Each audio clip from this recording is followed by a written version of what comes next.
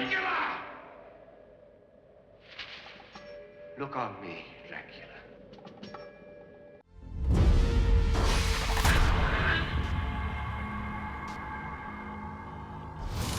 Hello, welcome back to YCFT. We have made it to the last part of our Hammer Dracula series. Are you struggling with that hat there? It doesn't want to stay up, my big 70s floppy hat. You continue to battle on with that. Thank you. Where did we last leave Dracula? Well, he was on fire and falling from the walls of his castle. He was quite dead. He was very much not in a good way. No. So, where was Hammer at this point? Well, obviously, Scars of Dracula was not funded by Warner at all. It was entirely British funded. Hammer must have been in a bad way because they managed to somehow, even though relations with Warner were at an all-time low, convince them to fund 2 movies. Yes, they did. Both of which were going to be set in modern day. Mm-hmm. Which at the time was 1972. Mm-hmm. This is where things get a bit strange. So we will be talking about 3 movies here. Dracula AD 72 being the first one. Then going on to the Satanic Rites of Dracula. And then The Legend of the 7 Golden Vampires. These films are so different from anything that's came before. Yep. That it's actually kind of wild to talk about. It is. May as well be a totally different franchise. If I remember correctly, in another country that Dracula AD 72 was released, I think they released it as AD 73. Because it was released in 73. Was released in that year, that makes sense. So, Dracula AD 72. Who directed this one? Alan Gibson. Now, he directed this one and Satanic Rites, didn't he? Yes, he comes back for Satanic. We have Christopher Lee, somehow returning as Dracula. Somehow. The one reason I know this one, he hated the script almost more than any other. What's at new? This point. What's new? I think there's one reason he came back, and that's that Peter Cushing returned. Yeah. In 2 roles. Because in the opening, we see him as Lawrence Van Helsing again, the role he played in Horror of Dracula and Brides of Dracula. Yes. The film opens. Now, this whole scene is going to be a homage to Hammer's heyday. We're on top of a horse and carriage. Dracula and Van Helsing are fighting on top of this carriage. Yeah. And I'm like, oh my god, this is exciting. It's intense. What is going on? Then I didn't stop to think, how did Dracula get back to London? How is Dracula alive again? Yes. We don't ask questions during the scene because it's really good and it's really exciting. Yeah. I will say, the opening of this, like the prologue, if you will, continuity just completely goes out the window. It doesn't follow on from Scars of Dracula. I think the year this prologue happens is 1872, which is not the year that Scars took place. So we are, as David says, just don't ask questions. It's Van Helsing and it's Dracula going at it. Scars had already kind of started messing with the continuity by having it be resurrected in his home instead of in London where he died. Yeah. In Taste the Blood. What I do like also about this opening, it is cool as fuck because like there's a lot of action and whatnot, but I also really like it because it kind of emphasizes this idea that like Van Helsing and Dracula, their dance together is timeless. Yeah. It's just forever a thing. It's like Batman and Joker. It's just they're always destined to meet each other at various points throughout time, and yeah. But I generally think Peter Cushing coming back was the only reason that Christopher Lee agreed. I think you're probably right. I'm also going to take my hat off because as much as I love my big 70s floppy hat, it's quite a lot. There we go. The carriage crashes. Dracula is impaled by a broken wheel and Van Helsing pushes through, killing Dracula once again. Once again. Short movie. So Van Helsing dies in that moment as well, doesn't he? Yeah, they kill each other off. Yeah. But there is a third person. There is. And he buries Dracula's remains. Yeah, we will explore this more throughout this talk. But very reminiscent of Taste the Blood of Dracula. This film takes a lot from Taste the Blood. And the bit it takes the stuff that I quite like. Now we go forward 100 years to 1972. 1972, baby. Now, this film was not well received when it came out, but I love this film. Gotta say right off the bat, cause on the table, I adore this movie. This movie means a lot to me. My dad was a huge fan of this film. I think it was his probable favourite of all the Hammer Draculas. So I have a lot of childhood memories, actually, of watching this. I just love the soundtrack. So it's quite special. Soundtrack is groovy. We are now in the 70s. Yeah. In London. Yeah, Peter Cushing is now playing another Van Helsing. What's his first name? Lorimer. Lorimer. Lorimer? No, Lorimer. I was just trying to Lorimer. roll my R's. Lorimer. What type of name is Lorimer? Lorimer Van Helsing. He's just Van Helsing, or he's just Peter Cushing. He's just and Pete. he has a daughter Yes. who is played by Stephanie Beecham. Stephanie Beecham. And what was her first name? Jessica. Jessica Van Helsing. The role was originally written where he was going to be Jessica's father, but they had to write him as her grandfather because a year prior his wife had sadly passed away and it aged him terribly. Helen Cushing. Yeah. They'd been together for God knows how many years, like 40, 50 years maybe. And yeah, he lost his wife. And oh boy, we did the maths, didn't we? And we found out that when he did this, Peter Cushing would have only been about 58, 59. He looks so much older. Yeah. He still puts his all into this role, like he always does, but he just looks so much older. Yeah. I think aging him up to be a grandfather was a good... It was a very smart move. I actually kind of like what it does for the relationship between the two characters. Yeah, because there's a clear generational gap Yeah. there. Yeah. So we meet our main cast of younger characters, and they're at a party. Yeah. And I love this clash of, we have the older, upper class, yuppity people, and their party has been gatecrashed by these yobs, these 70s yobs that are just wanting to have a good time. Yeah, I know. And that's where we meet all of our main characters, and I'm like, outrageous, shocking. The vibe is different. the vibe is different. They're just a lot more fun. Yes. So do you want to break down our group of characters? Oh God. I don't have all their names. The important ones. Right. So we've got obviously Jessica, played by Stephanie Beecham.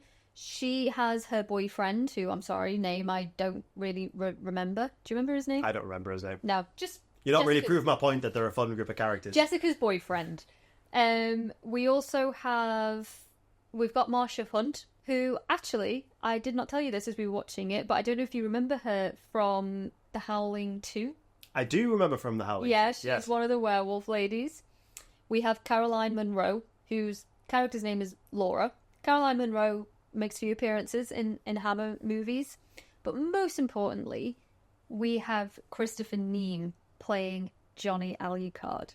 He is one of my favourite characters. He probably might be my favourite character in this film. I think Johnny is probably like the de facto leader of the gang, would you say? Yeah. They regularly meet in a place called the Cavern in London, and they go... Feels very reminiscent of, the club they go to in Clockwork Orange. Except there's not mannequins. similar. There's not mannequins, giving you milk out of the teat. Not that we saw. Not that I saw, anyway. But yeah, they regularly meet up there. And I guess Johnny just kind of has that, well, we'll get into it, but yeah, very much kind of like calling the Wild shots. card. Yeah, he is a bit of a wild card. He's very enigmatic, he's very charismatic, there's something very mysterious about Johnny. Whilst all the others are out just for a bit of a good time and to be silly, Johnny's quite austere. I suppose they are kind of like a younger version of the Thrill Seekers from Taste the Bloods. They want to, they're bored kids. They want to enjoy themselves. When they're at the party, Yeah. when they know the police have been called, they kind of instantly start taking bets on how long they're going to take to get there, so Yeah. they know how long they can hang out for. Yeah, absolutely. Yeah, I like that as well. So Johnny convinces them to do a black mass. Hello, Lord Courtly from Taste the Blood It is of Dracula. very much like Lord Courtly. This is basically the initial premise of this movie is Taste the Blood of Dracula. A date with the devil. A bacchanal with Beelzebub. Where, if we remember, Lord Courtly, obviously we're set in the Victorian era in London. Lord Courtly meets three guys who are also quite bored with life, looking for thrills, looking to, fun ways to spend their time. And Courtly convinces them to sell their soul to the devil as in a black mass ritual. Taste the Blood of Dracula, Johnny Alucard is doing the exact same thing, just with a younger group of people. It is literally beat for beat the same. The ritual they do is very, very similar to what happens in Taste the Blood. Absolutely. The location of where it happens is I was very wondering, similar. I was looking, I was like, is this meant to be the same church? But I don't think it is. I But it don't is know, it's where not.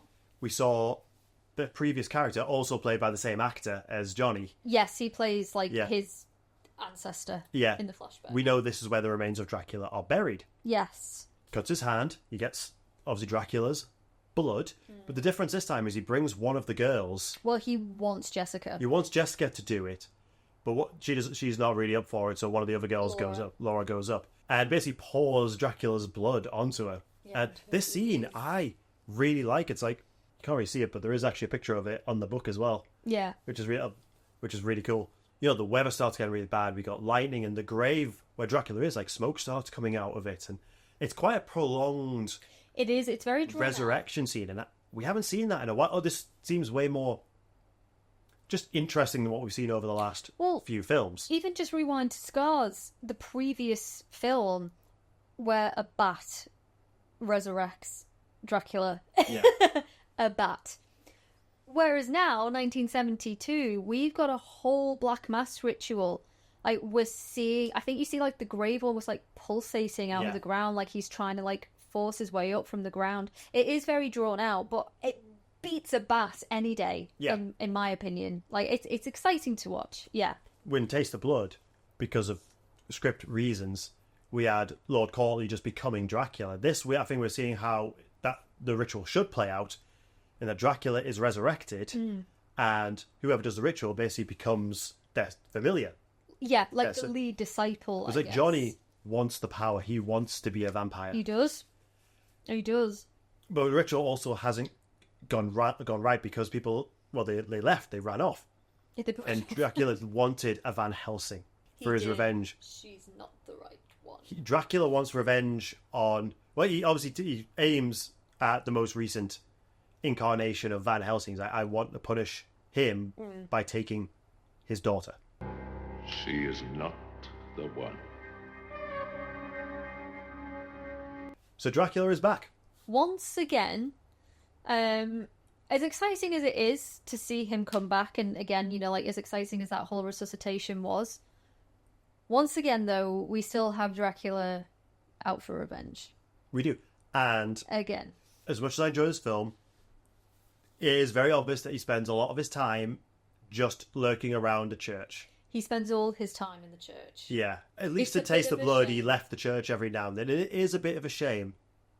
I want to see Dracula a bit more involved. I think what saves it for me is the fact that we have such fun side characters, especially Johnny. Yeah, we do. I know this film didn't do well when it came out. People thought it was a bit of a... I don't know. It was not the best idea to bring Dracula into modern day. But first of all, you cannot convince me, or you cannot tell me that our side characters here, like our group of college kids, whatever, are less interesting than fucking Sarah and Simon from Scars, or Alice and Paul from Taste the Blood of Dracula. Like, this group that we have are fun to watch. Yeah. They are fun to spend time with. You can't convince me otherwise. But having said that, yes, it is a bit of a shame, considering this plot is so different. We're in a different century. We don't see Dracula in any way acclimatizing to the 70s. You know, like, people are living, behaving, acting in different ways. Psychologically, politically, emotionally, like, 1972 is very different from 1872. And I do think it is a shame that the film doesn't explore Dracula trying to, like, integrating or commenting or witnessing anything. Yeah. I want to point out to another Dracula film that came out this year that did this exact same thing. But it's weird, we had two films where we had a Dracula-type character making his way into the 70s, and that is Blackula.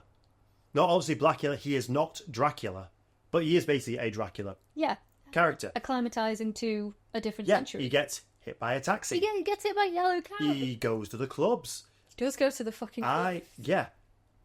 That's is what I wanted from this film. And interestingly, Tim Burton has said that this is one of his favourite movies. Now, when he did Dark Shadows, that is set in 1972. And we see Johnny, as a vampire, climatizing. Yes. When he's walking through the streets and he's amazed by, like, neon and diners, people's outfits, the music. That's the most fun part of that movie. Even just seeing a car. Even just seeing a car, yeah. Like, he thinks it's the devil. He thinks, like, the headlights are a pair of eyes just coming towards him on the road. That's what I was missing from this one. Yeah, I totally agree with you. What I think saves it, however, is the fact that Johnny, as in Johnny Alucard, is the most exciting and entertaining disciple that we've seen. Now I demand the power of immortality! You demand.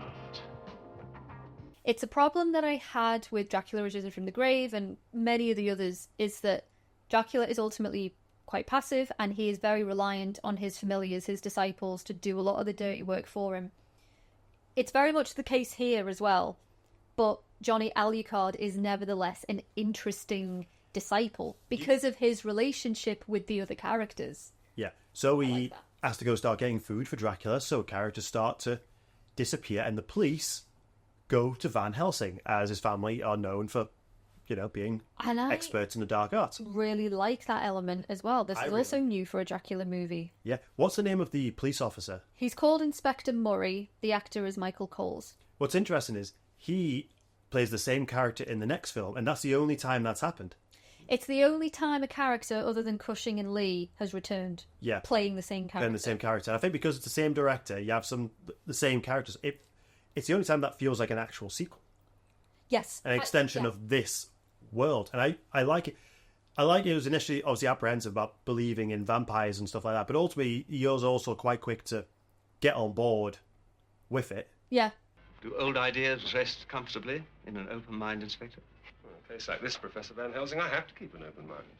It's just cool. It's cool. It's like at some point, could you technically say that Dracula AD 72 is a police procedural movie? Because we do see like a lot of scenes in the police headquarters and stuff, and we see like there's a lot of meetings between Murray and between Van Helsing just discussing vampiric theories, and like we hear what the police are up to with their latest theory, and it's it's like it's something different, and I really like that element. On the Blu-ray of this, says the Count is back with an eye for London's hot pants and a taste for everything. Yeah. Which isn't really, because he's disappointed with anyone that is brought to him that, isn't, what's her face? It isn't Jessica. Isn't Jessica. Yeah, I know. Something that I also do like in this one, which is quite rare for a disciple anyway. I think the only time we see this is Dracula Risen from the Grave with that character Xena. But we actually have a disciple sort of standing up to Dracula and like demanding their terms, because he says, doesn't he, he's like, Johnny says, I demand the power of immortality. Like you owe me big time, mate. Yeah, basically. You and your line have been chosen. I'll find her, but it would be easier if I was given the power. Now I beg you. And Dracula does turn him into a vampire. Yeah, after being annoyed at him at first. But do you think he gives him the power knowing that it is also a curse? But, Do you want to reveal the twist about Johnny's name? Johnny Alucard! Oh, it's such a cool scene. We see Peter Cushing with his name. Yeah. Alucard is Dracula spelt backwards.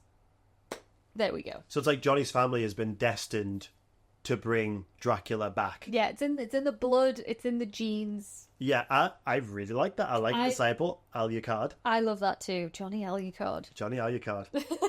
It's such a great performance by Christopher Neame as well. Especially when he becomes a vampire. Yeah, and also that showdown with Van Helsing in his flat as well. Yes. That is such a good scene. Because at this point, Jessica has been captured. He turns Jessica's boyfriend, and they lure her to the club. It's a really nice little twist, that. It is. Because we don't see that boyfriend being taken. We don't see anything in relation to his turning. The boyfriend turns up at Van Helsing's house, says to Jessica, we're all meeting back at the cavern because there's been this new development. Yeah, you the police want us there. Yeah.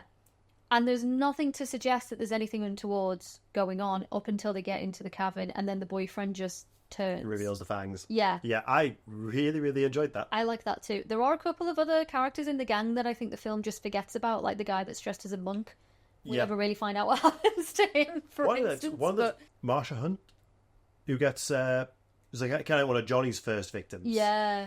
And she goes up to his place. They kind of get a bit high. The arches in his apartment are kind of the similar arches to what's in Dracula's castle, which I quite liked as a nice bit of aesthetic touch. It kind of shows Dracula's power from afar. Yeah. She doesn't realise that she's in the church. She thinks she's still in, like, bed with Johnny. Yeah. I mean, she's high as fuck. She is, but I think it's also, if Dracula is the devil and it's the devil's letters. Yeah. I really like this idea that he has a long reach, especially through his disciples. I thought that was quite fun. Definitely. Yeah, Van Helsing basically tracks down Johnny, obviously revealing that he is a vampire, and they have a bit of a scuffle. I want my granddaughter back. I don't know what you're about. Don't you? Better leave me alone, man. He does what his descendant does, and he puts a crucifix in his coffin. Yeah. As the sun's coming, he's like, take that out. Take it out. Take it out. Get back in there.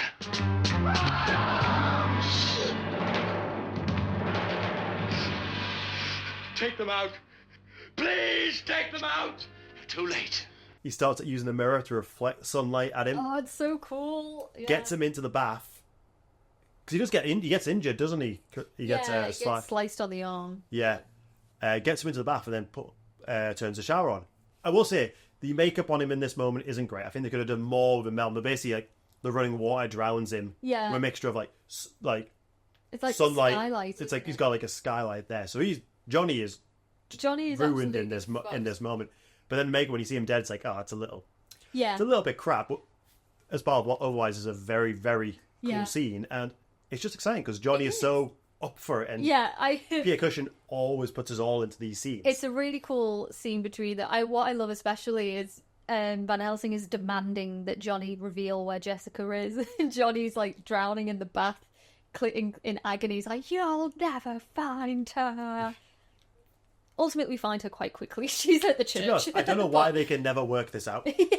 No. Jessica has told them about the church. Exactly. Van Helsing's even been there to stake it out. Yeah. Yeah. So it's like, I think Van Helsing, like, it very easily puts two and two together. Do you remember the moment we were a bit alarmed that we thought Johnny was packing away some black dildos? Oh, the candles. It's like black mass candles. But for a second we were like, what the fuck is he planning? Like, what is he taking with him? Well, he did turn a guy. Anything goes, I guess. I mean, we always know that the biting scenes are always very sensual. Very sensual. So yeah. Was Jessica's boyfriend, playing for both teams? Oh, who knows? It seems like I would have found it quite interesting to see, but I do like the reveal. It's cool. Yeah. Interesting like that character. The next time we see him, he's just dead in the graveyard. Yeah, it's almost like he's tried to get into a crypt, but the sun's come out. But also, why is he not burnt? It feels like that something's been cut out there. I agree. Yeah, I do agree. But it's we're kind of racing to the end of this, into the end now, into the finale. Van Helsing manages to convince the police to let him have an hour there before they come in. He digs a grave, fills it with stakes, covers it up, and confronts Dracula in the church. Count Dracula. Yeah. And they have a bit of a scuffle. They go, it chases them up a spiral staircase. Oh, well, just before that, we got to talk about that moment of recognition, anger in Dracula's face. It always it takes him a little minute to clock who Van Helsing is. I think he's shocked at just how similar he looks. But I think we get that close up of Dracula's face and that the bloodshot eyes, and you can see the anger in Christopher Lee's face, and then we get the flashbacks of the prologue again. It's like this is the thing. It's like I do have a bit of an issue now. I've seen all of these movies quite close together, back to back, and I realise just how common the theme of revenge is to every single film. It's like as soon as Dracula is resurrected, he wants revenge on either the people that bring him back or the person that staked him or killed him previously to begin with. I don't mind it in AD 72 because he's seeking revenge on his arch nemesis. On his bloodline. And this feels, it's personal in a way that it's not been personal for any of the other movies. Not really. So I again, it's another reason why I think AD 72 is actually quite strong in that regard. If Cushing wasn't in this as Van Helsing, I don't think it would work. Wouldn't work as well. The ending would just be the same as any of the other endings. The ending is better than him just falling onto a table, like in Taste the Blood. Yeah, it is. To be fair, Scars was a pretty good ending, being impaled, struck by lightning, set on fire, and falling off his castle. That was Yeah. cool as fuck. This, it's like holy water to the face and then falls into the... It's cool. Yeah, but this is after they've had like a bit of a scuffle. He even actually quotes a line from the book at Van Helsing, which is quite cool. You would play your brains against mine. Against me, who has commanded nations. Yeah, it's like, I have commanded nations, or whatever it is. Yeah. That's the thing, but Christopher Lee was always really, as much as he didn't really like making these movies, he was always quite precious about, this is series material. Like, Vlad the Impaler was a real person.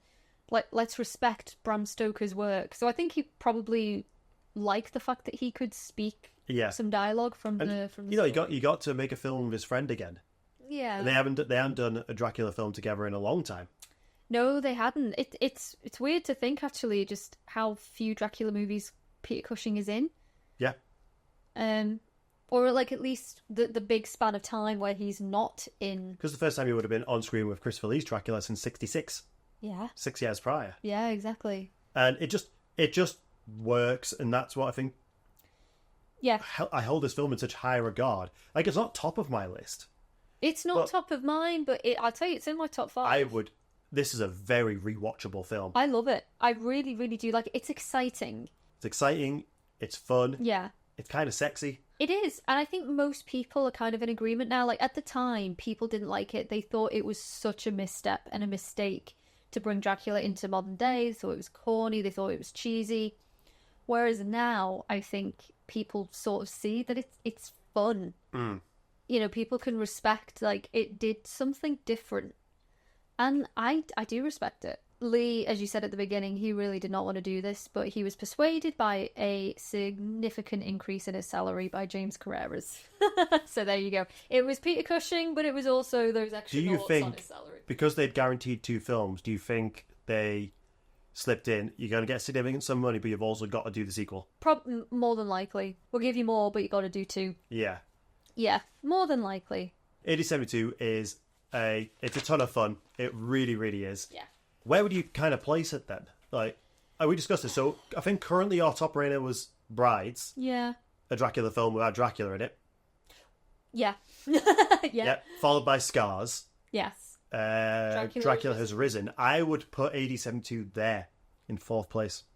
I think I probably would. Yeah. I think our ranking, our entire ranking is probably very similar, if not exactly the same. It takes all the things I like from Taste the Blood and puts them in a nice, fresh, new setting.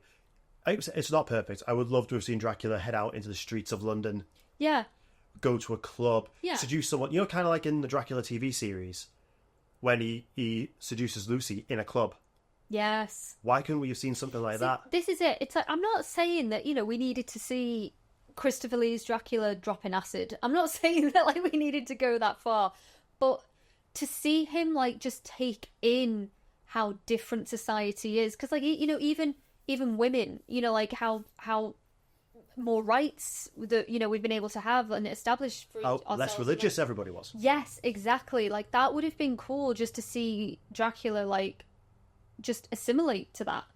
We didn't get it, but yeah, I would still rank it fairly high, and probably 4th place for me as well. Yeah. We interrupt our program to bring you this important message. We'd like to shout out our groovy members. We appreciate everything you do for this channel and helping us grow. You guys are awesome. So, moving on from this one, in 1973 we got the Satanic Rites of Dracula. Working title: Dracula is dead and well and living in London. Hated that. I think in an interview when they were still filming, he said that it was dumb. That it's not a comedy. Why does it have a funny name? This is a pretty badass name for a movie. Satanic Rites of Dracula is cool. I like that title. I love the poster. I managed to pick up the premium collection Blu-ray, and you can see on the right of Sam, it came with like a bunch of like stills, cards, and I really like that. But yeah, this is a direct sequel to 1872, taking place 2 years. 2 years. 2 years after the events of this movie. Yeah. As Peter Cushing has returned. Back. Yeah. Jessica is played by a different actress, though. Yeah, we don't get Stephanie Beacham. I'm unsure why. She was offered, and she'd want to do it, but there was a scheduling conflict.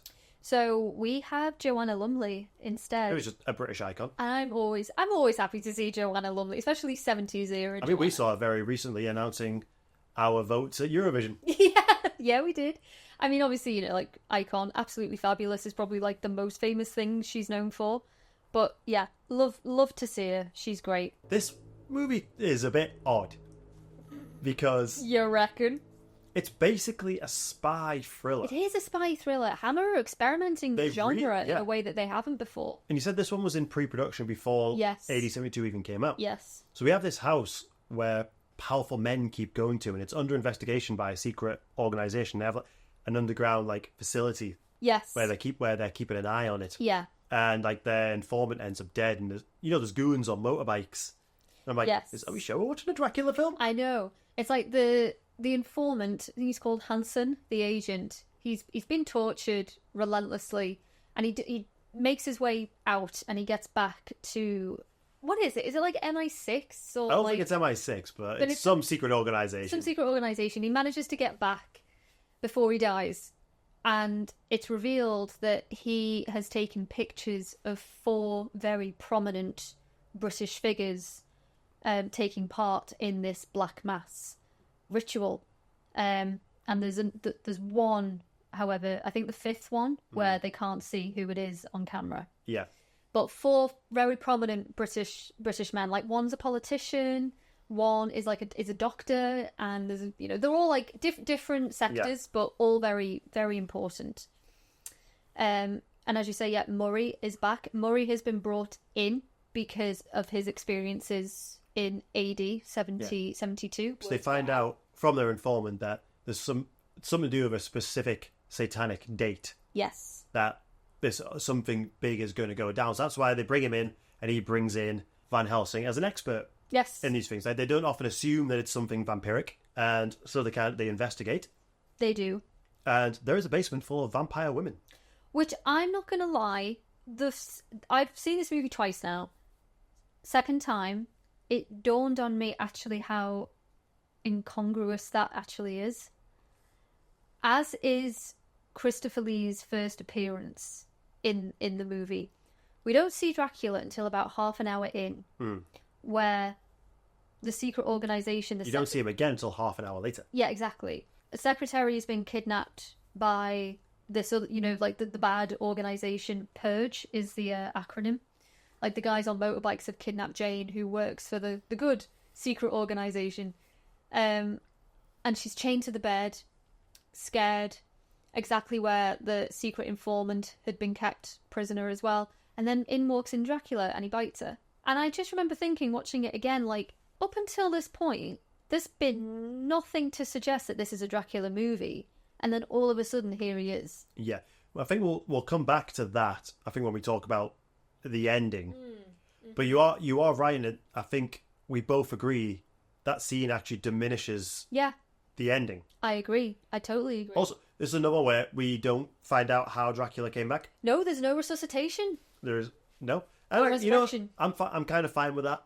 Yeah, At we've this kind point. of seen all the ways Dracula can feasibly be brought back, I guess, at this stage. But it is a bit odd. His appearance does strike us a bit. What are you doing here? What are you doing in this movie? Yeah. Peter Cushing realizes that he knows one of the scientists that's photographed. So he went to Professor college. Keeley. So he goes and visits him in his flat, where the guy is very panicked. He's close to a deadline, and he has been tasked with basically creating a plague. So Professor Keeley, great performance by Freddie Jones, by the way. I think that's his name. Great. Yeah, he actor. was very good.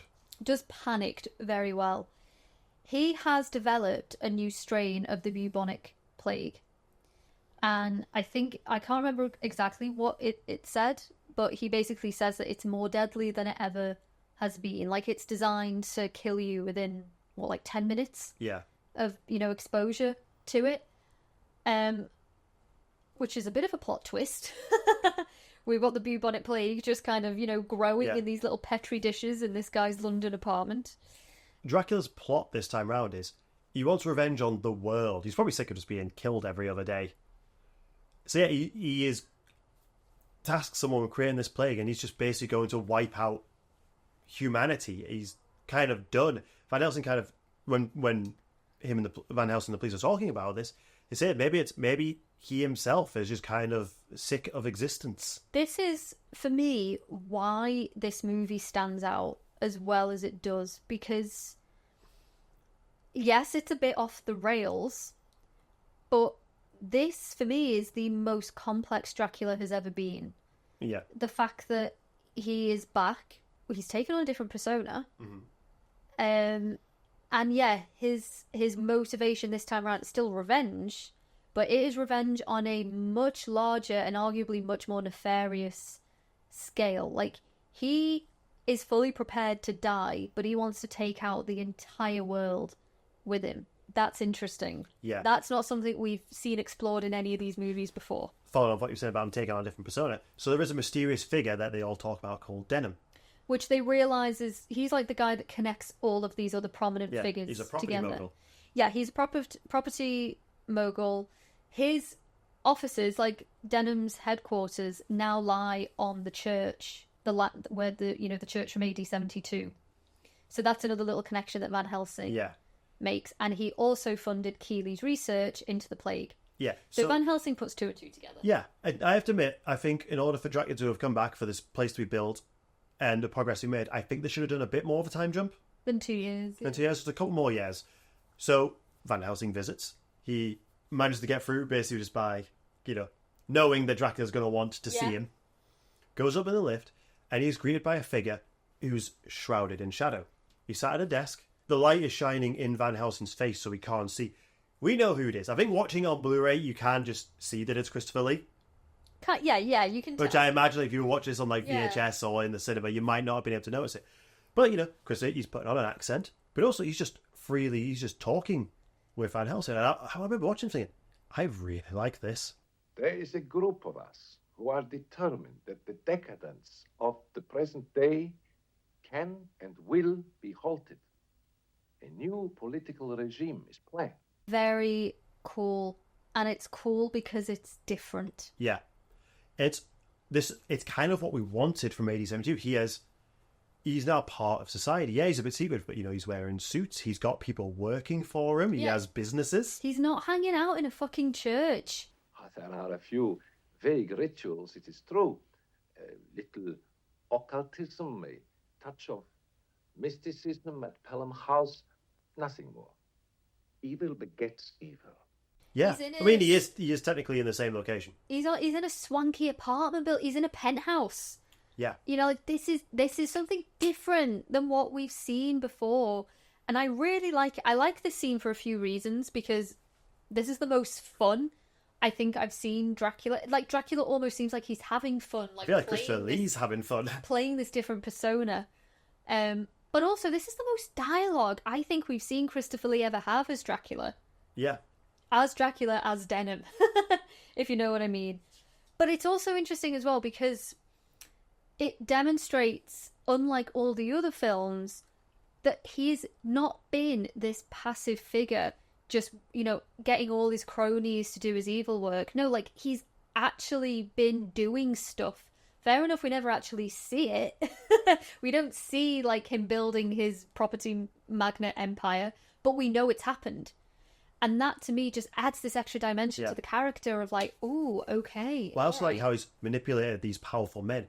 They thought that they were just going to use the plague as a bargaining chip to get the power that they want, and they could reform the world how they want. No, what Dracula wants to do is he's going to infect each and one of them, and they are his horsemen of the apocalypse. Yes.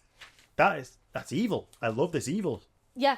Shit, like all his plans prior to this were so small scale. Yeah. This is not even just world domination, this is world destruction. Yeah, on a very slow but very calculated scale. Yeah, so the four figures, the four men, they knew that Keeley was working on this new strand of the plague, but they just thought that it was going to be used as a deterrent to, get what they wanted, basically. But no, they did not actually realise that Dracula had every intention of spreading the plague far and wide. And I can't help but wonder, again, it's like, you have to be dumb as fuck. And this applies to, like, most people who, call up the devil and expect him to behave. It's like, do you really think evil is going to work to your rules?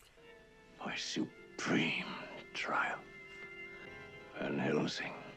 I suppose, he has a lot of influence, doesn't he? Dracula, He could have hypnotized all of them. I guess, but although that's the only way it can work. Otherwise, you are so naive if you think you can conjure up evil and expect him to. But we see that with one of them. He's holding it, and he's like, "No, I won't do it." And Dracula stares him down until he breaks it in his hand. Yes. So at this point, Jessica has been captured again. Yeah. Because Dracula wants her to be his bride, whilst now making her grandfather be one of his horsemen. You, Van Helsing, are now one of the four. His horseman of death. Yeah. I really like that. This feels like a much more personal. It's a much more personal revenge, but also on a much bigger scale. Yes. Yeah. Absolutely. So we have they have this room in this house where the final ritual is going to take place. It doesn't really need to be a ritual. No. But it's kind of fun. I like the fun of it. And you have the policeman who's investigating around. We have a couple of encounters. Like Jessica has an encounters with the vampires downstairs. The policeman, what's his name again? Murray has a couple of encounters with them downstairs as well, staking a few. So we have a lot more vampire action. Yeah, we do. We also have a character called Chin Yang in this movie, who is underplayed. Played by an actress called Barbara Yu Ling, who I think we have to assume is the person that has brought Dracula back, like his lead disciple in this, because she's running the house. Yeah. And yeah, she and Murray are fighting down in the basement with all the other vampire ladies. Yeah, and he takes them out by turning the sprinklers on again. Yeah. Goes running. I know you think it's problematic having all them down there, but it does lead to some fun scenes. It does. It gives us the have most vampire action we've had so far. Yes. In this series. Yeah. So I can appreciate it for that. Ultimately, where this film falls apart for me is right at the very end. Oh. So we have someone infected with the plague. Oh, it's so grim. Murray manages to rescue Jessica and get her out of there. Yeah. And there ends up being a fire. Dracula and Van Helsing stare each other down in this flaming room. I'm like, this is cool. This is cool. This is getting cooler. All right, he's got himself out. All right, Dracula's followed him. Chasing him through the woods. Okay, what's going to happen? What's going to happen? Oh. Okay. Well, Dracula is beaten by a bush. Yeah. It's a particular a thorn bush, isn't it? I can't remember what yeah. It's whatever the crown, Jesus' crown of thorns was made out of. It's another religious thing. So he gets caught in the thorn bush, which apparently Chris Lee did have to go through one of them and did get cut a few times. And not gonna lie, some of it looks pretty cool, but it basically ends just stuck on the floor, covered in thorns, for Peter Cushing to get a fence post and stake him. And it's like, you were literally about to conquer the world, and you ran into a bush. But it's like, that line again from AD 72, and he's like, you think you can defeat me? I have conquered nations. You couldn't even make it out of a fucking bush, mate. You could have went around when you realised what it was. Defeated by a tree. Everything was so cool up to that point. The fire, the blaze, the plague. Bush. He gets to... No. I will admit, there is something about the religious symbology. Because when Dracula is ultimately taken out by the tree, and he's on the floor, and he's sort of in the crucifix He's in position. an upside down crucifix. So he's in the Antichrist position. And he literally has the crown of thorns. Yeah. Oh, there's some cool imagery there. Yeah. Is there thorns in his palms and his hands? I'm not sure. I don't know. Might have made that up. But I can appreciate the religious. There's definitely thorn stuff around his hands. Yeah. And ultimately, it kind of makes this movie a bit of a weird mishmash of genres. We have obviously Hammer, horror, and spy thriller, and I think for the most part it doesn't work, but it's a bold move. But it leads to a lot. I still have fun with this movie, but it doesn't stand up to AD 72 for me as a coherent story. No, it doesn't stand up to AD 72. But that being said, I do like it. This is not last place for me. No, it's not last. It's not last place for me either. I think there is a rewatchable quality to this. Would you put this above Horror of Dracula? Oh, would I? Because you got to bear in mind, Horror of Dracula is our second bottom, not through choice. Just we think it's better than Prince of Darkness, which I would watch this over Prince of Darkness. Do I think this is a little bit more exciting than Horror of Dracula? Yeah, I think I do. But I also love how active and kind of, young Peter Cushing is in Horror of Dracula. I think so. We'll place it second bottom, but that's not because it's a bad film. Yeah. There is another scene earlier on that I really liked, and it's before like the big showdown where all sort of the key players are in Van Helsing's living room, and you've got Murray, you've got Jessica, you've got some of the other guys from the secret organisation, and they're all just sitting in Van Helsing's room. Like, Jessica's just been through this really traumatic thing of being trapped in the basement with all the lady vampires. She's nearly been killed, for crying out loud. And they're all just sitting there drinking tea. Like, it's the most civilised, most British thing I have ever seen. They're all just sitting around, like, all the top buttons are done, all the ties are done. Pincushions got his cardigan on. Just drinking tea. Love it. Just talking about all the trauma that they've just endured and how the end of the world is nigh. Yep. One thing... Love it. Relating back to something we said earlier, so the reveal of Dracula is ruined by that earlier scene when we see him bite the secretary. Yes. Because it means that we know, well, based on the name of the film, we know Dracula has to be in it. But it is a very cool scene where he's shrouded in shadow and you can't see him. And, you know, with Pincushion, he sneaks up Fireball there so that it burns his hand and we have the reveal of it's Count Dracula. You are Count Dracula. I was sitting there thinking, well, we know because we saw him half an hour ago. We know that's Dracula. So I don't know why they choose... I don't know if that was maybe a studio note saying we need Dracula to appear earlier in this film. Because it does not feel like an added-on scene to you. It feels out of place. Yeah. That's what I mean. Like, when I was watching it again, it's like, Dracula? What are you doing here? How did you get here? You're not supposed to come back till later. Yeah, exactly. And I do feel like there is a cut of this movie that can exist without that scene. Yeah, and entirely. I think it's better. And I do think it would have worked better if we'd have saved Dracula's reveal to be that scene with Van Helsing at the end. And it's like, yeah, okay, we could probably put two and two together. That's Christopher Lee, but I do think it would have been cool if that was our first scene with Christopher Lee. Absolutely. But overall, it is a very fun movie. It is, yeah. Flawed because we are mashing two very different genres together, and I think whenever we have like the henchmen out on the motorbikes, I'm not interested in that. A lot of the police investigation, I'm not that interested in that. It's everything else around it that I really enjoy. And then he's beat by a bush. Beaten by bush. Beaten by a bush. Considering the last one, beaten by a bush is better than falling on the table. I don't think anything can get worse than that. Yeah, but bear in mind the previous one, he fell into a grave of stakes. Yeah, that's pretty cool. And it's like to see Dracula literally on the precipice of his ultimate victory. Yeah. To trip in a bush. I don't know, it feels like a weird choice. But there's a lot about this movie that I really like. And this is one of those ones where I hadn't heard good things going into it. But I had no problem finding any of the film. Granted, the next one, I didn't pick up the Blu-ray for this one, for the last film. But these two, I found really easily. Bit too easily. Bit too easy. So there's clearly fans for it. But I will just appreciate 80-72 going into the 70s being a bit different. But Satanic Rites fixing an issue I have with 80-72 of having Dracula be a part of society. He's a man of influence. People know him. Yeah. Also, I keep making this link in my head that he's called Denim, and that's the name of the industry in the IT crowd. I don't think it's related in any way. But that'd be wonderful if it was. Oh, it would be. It would be absolutely wonderful.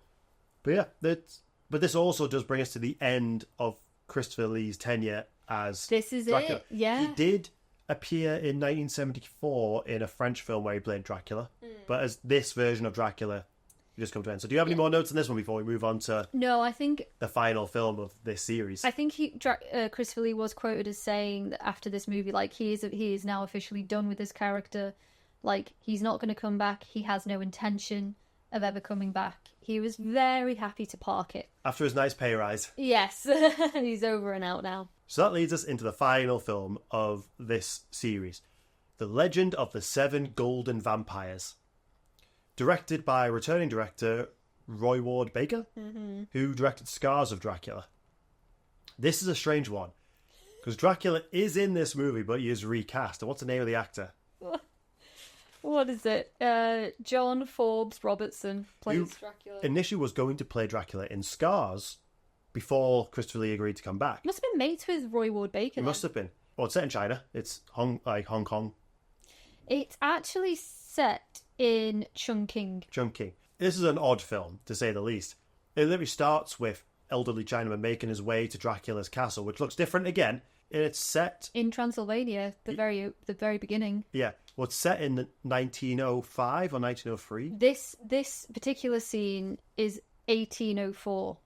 Oh, 1804. Yeah, it kind of again messes with the timeline entirely, and we could not make it work in our heads, so we just have to let it go, let it be. Just go with it. Just go with it. He approaches Dracula and asks for his help because the people in his village do not fear the 7 golden vampires anymore because they are gone. Yeah. They were the legendary rulers of this town. They're losing their powers. They're losing their powers. And Dracula's like, how dare you come and ask this of me? And then he's like, actually, I might do it. But I'll do it. But I'll do it. Wretch, I do not grant favors. I do not accede to the requests of minions. Yet, you can serve me, Ka. And the makeup on Dracula was atrocious. And we saw a review that said he basically... What did the review say? Oh, I don't know if we can say it. It's like very bad. Like, this review was from the 70s, but basically says, like, Dracula looks like an old queen. It does look like drag makeup. It does look like drag makeup. And apparently the actor was really annoyed because all of his voice lines got dubbed over. That would piss me off as well. You know, like, I'm an actor, you've hired me, you clearly want my voice. What was the point? And I don't get the over-the-top makeup for it because... They never did that with Christopher Lee. No, they did. I mean, this guy literally has lipstick on. Like, he's clearly wearing, like, fake eyebrows and makeup. Yeah, it's a weird... It's a weird picture. It doesn't help that he's shorter than Christopher Lee as well. No. I also think, just for a bit of context, like, when we talked about it with the previous two, but this is 1974. Hammer was not doing well. Well, with Satanic Rites, they were down to just a handful of people still working for them. Yeah, the Hammer was no longer bankable. Yeah, so they made a deal with... What was the name of the Chinese production? They made it. This is a co-production between Hammer and a company called Run Run Shaw. And now, Was Warner Bros. Involved as well, a bit. Not that I've seen actually. I mean, obviously, like with the distribution. Yeah. But Warner Brothers did not release this movie in the States. They liked the final cut of this, but they didn't actually release it in America until 5 years later. But the deal that Hammer managed to get with Run Run Shaw was Run Run said, "Okay, we will co-finance this with you." It's like 50-50, wasn't it? On 2 conditions, yeah. Like 50-50. Well, 3 conditions, I guess. Yeah, we'll split the costs. We'll do 2 films together. I think the other one was called Shutter or something like that. Also with Cushing. And the whole film has to be shot in Hong Kong. Yeah. It has to be shot on our turf. So those were the conditions that were laid out. And I know that Hammer had to take out a considerable loan to meet those conditions as well. Roy Ward Baker, he assumed that there was going to be 10 sound stages when they got there. Yeah. When they got there, I realised that they were basically sheds. And had no idea that, well, one thing, none of them speak, very few of the crew spoke English. Yeah. But also did not realise that Chinese films, because of how loud the world is around them, they're all shot silent and dubbed later, which apparently the English-speaking crew were not very nice to the Chinese crew. Such a shame, but yeah, like the English crew weren't very civil to the Chinese crew, which is terrible. Yeah. Sucks to say it, but yeah. It doesn't sound like it was great work conditions for either side on this one. But, you know, we should be more respectful, especially if we're filming on their turf. Absolutely, we're on their turf. Yeah, like they've co-financed this film. Like we reliant on them. And obviously it probably goes without saying, but this film was obviously very heavily inspired by the popularity of martial arts movies at the time, in the early 70s. It led to basically having 2 directors. Obviously Roy Ward Baker and then Run Run Shaw were not happy with the action scenes, so they brought in their own guy to direct all the action scenes. Fair enough. So then you got a British director who's also lost half of his film to other teams. It just becomes a bit of a mess, but never in a million years did I think... What? Not even a hot mess. Not even a hot mess. I never would have thought Hammer Horror's Dracula would cross over with a martial arts film. It felt weird enough it becoming a spy film, but that felt a bit more tangible than this. What world are we in? So let me go back a second. So Dracula agrees to help, but I think basically to get out of his castle, so he steals the identity of this man. Like Ka is what it's called. And goes back to China to resurrect the 7 golden vampires and basically take on the role of looking after them. Yes. And then they terrorize. Yes. Afterwards, we do see a scene where one of they all kind of look like zombie-like, really long fangs and golden masks and a big golden bat medallion. And we do see one of them get killed. And an interesting thing we realise that obviously religious things like the cross will not work on these vampires, but things like the Buddha will. So it just has to be any type of religious symbolism. Yeah, any type of religious symbolism delivered by someone that has faith. Yeah. I think that's the clincher. That was interesting, Yeah. actually. So very quickly we see one of the 7 are killed off. Yeah. And the Bat Medallion is taken.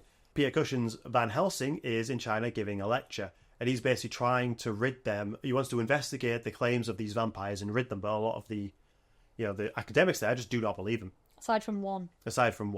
He's played by he's met by a very famous Chinese actor at the time.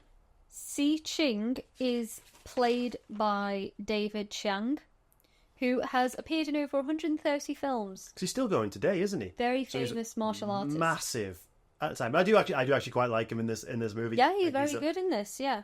So Van Helsing's son is also with him. Yes.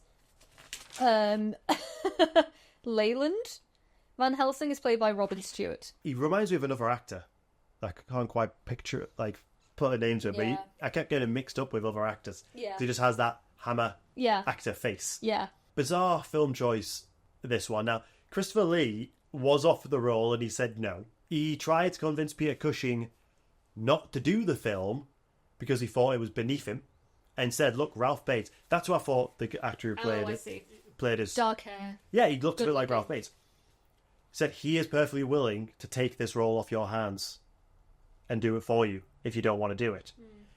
Basically, Peter Cushing was still massively depressed from the loss of his wife. Yeah. And he only agreed to do the film because he thought a change in scenery would do him some good. Yeah. He was still very actively working at this time. He basically just threw himself into his work. And Peter Cushing being in this film is the only reason we've added it onto this list. Yeah, basically. I mean, he's smoking like a chimney in almost every single scene, and he looks like very gaunt. He's lost even more weight. Yeah, he's sunken face. He's only 60 years old. He looks like he looks like he's in his 70s, early 80s. If there's a day, and it's tragic. It's absolutely tragic. But yeah, he did it because he thought it would be a good distraction to get out of England for a little while. Have a holiday to China. Yeah. This isn't the worst film I've ever watched, but it is, for me, it is a messy film. Like, the action sequences are very fun. Because basically they end up... There's a Scandinavian heiress who funds their expedition to go find this mysterious village that's being attacked constantly by these now 6 golden vampires. And they have several clash with... assassins who want the heiress, and then eventually the vampires and their legions. Now, one thing we both really liked is the vampires' zombie legion. Every time they're raised from the grave, it looks really cool. I really like this. So the first time we see this, like them in action, is when Van Helsing is delivering his lecture at the university, and he's telling the story, the legend of one day there was this farmer from this mysterious village that attacked the 7 golden vampires, managed to kill one of them. And we see this play out in flashback. And we see the 7 golden vampires raise their army of the dead. Now, what I really liked about this was just... a lot of this is done in slow motion. Like, we see, again, like the ground kind of slowly rising, and we see the zombies emerge. And so there are some scenes where actually, like, the skulls look pretty cool. Yeah. But then we see like this zombie army riding on horseback, chasing after this farmer. I think that's actually the 7 golden vampires that are on horseback. Oh, yeah. The zombies are just kind of like walking. Shimmying around. Shimmying is like the best way to describe it. Yeah, they've got like this little waddle. But it's done in slow motion. And I actually found that a little bit eerie. It was cool. It's cool. Like, it might be the highest praise we give this film. I think it just as a sequence, I actually thought that was done pretty well. And like, there's a cool like music and sound effects that's playing over the whole sequence. That's my favorite sequence in the whole movie, which does feel like it's longer than it needed to be. Yeah, I liked it. Even a lot of the action scenes do start to feel a bit samey. But we've got 2 big action set pieces. The one in a cave, where the 7 golden vampires attack them. Then later on, where the remainder of the 7 golden vampires attack them in the village, where they barricaded it with, massive stakes in the ground, a fire pit. And ultimately, the big issue is the 7 golden vampires aren't that much of a threat. No. Because they are very easily dispersed of. And after a while, hearing the same sword clink sound effect,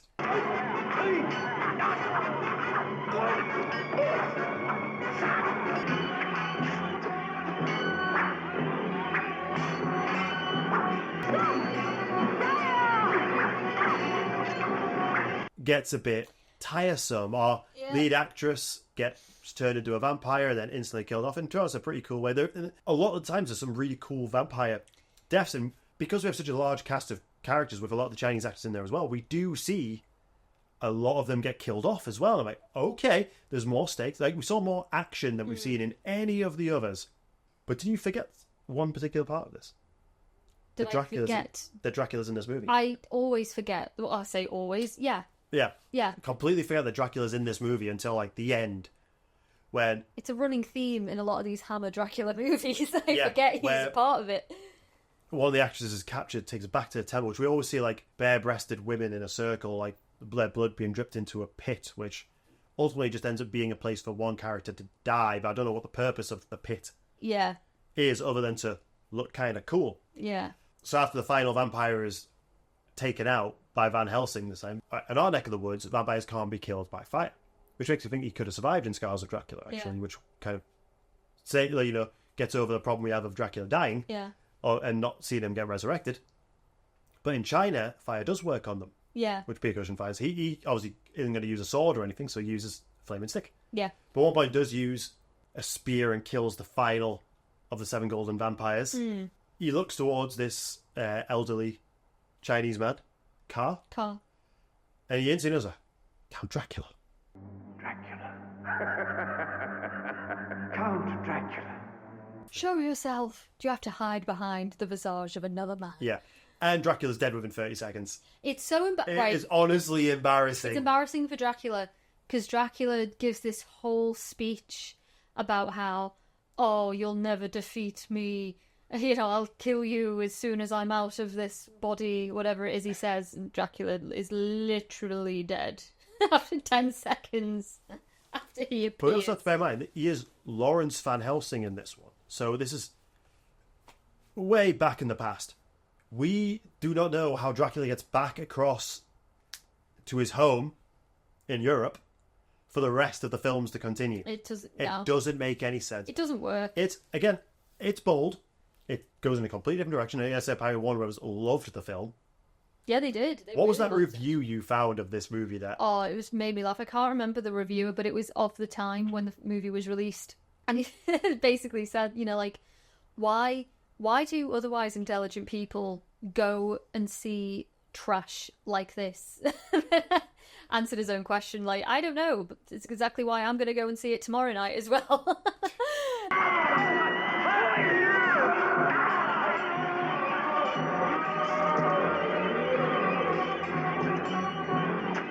So why do we watch these dumb movies? We don't know. There's just something about them. Thing is, I would never choose to watch this again, but if it was on telly for whatever reason, I'd be like, I'll probably finish watching it.